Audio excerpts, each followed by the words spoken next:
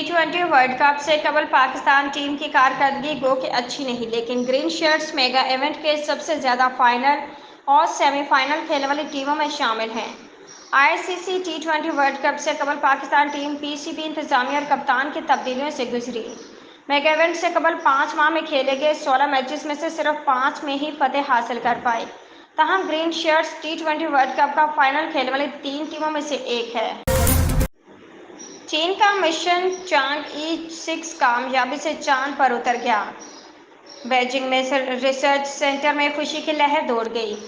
गैर मुल्की मीडिया के मुताबिक चीन का मिशन चांग-ई-6 बीजिंग के मुकाम पर वक्त के मुताबिक सुबह कामयाबी के साथ चांद पर उतर गया। मिशन की कामयाबी पर बीजिंग में रिसर्च सेंटर में खुशी की लहर दौड़ गई। चाइना नेशनल स्पेस एडमिनिस्ट्रेशन ने ऐलान किया कि चांग-ई-6 प्रोब जनूबी कतब आइटकन बेसन में उतरा, जहां यह चांद की सतह से नमूने जमा करना शुरू कर देगा। लंदन ओवरसीज पाकिस्तानियों के लिए बड़ी खुशखबरी आ गई।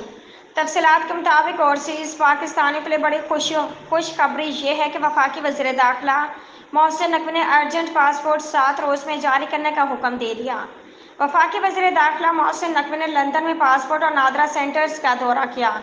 उन्होंने पासपोर्ट के इजरा में ताख़ीर का नोटिस लेते हुए ओवरसीज पाकिस्तानियों की सहूलत के लिए अर्जेंट पासपोर्ट 7 रोज़ में जारी करने का हुक्म दिया।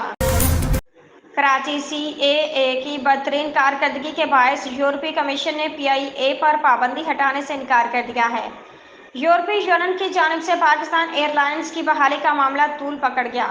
यूरोपीय यूनियन की 31 मई के इजलास में पाकिस्तान सिविल एविएशन से मुतल्लिक रिपोर्ट पेश की गई, जिसमें सीएए के दुरुस्त इक़दामात न करने पर यूरोपीय कमीशन ने पीआईए पर पाबंदी हटाने से इनकार किया।